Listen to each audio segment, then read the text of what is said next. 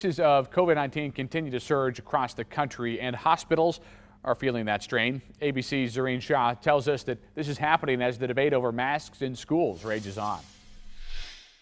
Amid the growing concern over breakthrough infections as the Delta variant spreads across the country, the CDC is recommending a third dose of either the Pfizer or Moderna vaccine for a small group of immunocompromised Americans to help them better fight the virus. The ACIP is continuing to discuss and deliberate the emerging issues with regard to duration of immunity as different variants emerge. CVS and Walgreens now ready to begin administering these third shots with proof.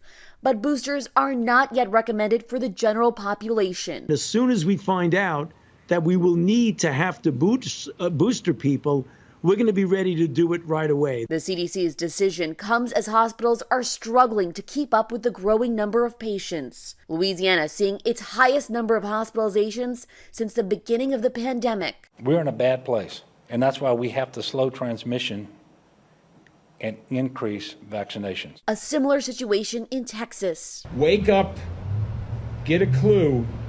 It is not like the flu. It is devastating our healthcare system. Alabama's Governor Kay Ivey has issued a limited state of emergency to help support frontline workers. It's very frustrating. Many of us feel, myself included, that this didn't have to happen with the vaccine available. And so that makes it hard. In Mississippi, officials say a majority of those hospitalized are unvaccinated. We've lost 4 healthy people in their 20s, 2 of whom were pregnant, 0 vaccinated. Meanwhile, as children return to school, the debate over masks rages on. Parents should have the right to govern their own children. I'd much rather my child breathe through a mask than through a ventilator. Despite bans on mask mandates by the governors of Florida and Texas, several school districts are defying those orders, requiring masks for students and teachers. Zohreen Shah, ABC News, Los Angeles. The Johnson County Health Department is helping you get vaccinated today. Several different spots. From noon to 3, you can stop by the St. Thomas the Apostle Episcopal Church on Antioch Road in Overland Park. There's also a clinic from 1 to 4 at the Trail Ridge Middle School in Shawnee. A quick reminder for those in Excelsior Springs, there's a way for homebound residents to get vaccinated there. All you got to do is call the Mid-America Regional Council to request that at-home vaccination. The agency partnering with the Excelsior Springs Fire Department to give out those vaccines. Vaccine outreach in the metro continues as COVID-19 cases also continue to climb. KMBC9's Bianca Beltran takes us to a clinic where the LGBTQ community celebrated a new symbol of pride. Before the jokes and fun, guests at Missy B's had a chance to get their shots, their COVID-19 shots, at a vaccine clinic at the bar. That it's hard for LGBT people to find resources in healthcare that they feel comfortable with.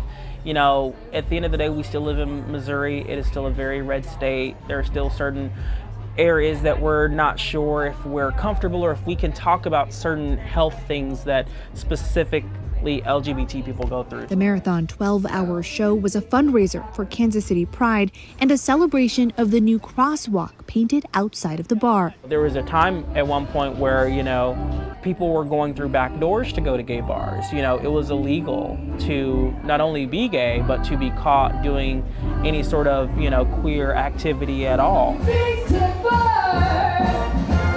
So something like a crosswalk, something visible like that really, I think, tells the community that, you know, the city is here for you, the city stands with you, the city supports you, the city celebrates you. In Kansas City, Missouri, Bianca Beltran, KMBC 9 News. And people who got vaccinated at that event, they got free entry into Missy B's for the rest of the year. They were also entered into a drawing to win $500. 8:35 right now, and U.S. Customs and Border Protection agents have seized thousands of fake COVID-19 vaccination cards moving through Memphis. Agents say the cards aren't even made in the U.S. They come from China. Customs started to catch on to that scheme when 15 shipments of the cards came in on one night. Agents say they were obvious fakes with typos and misspelled Spanish.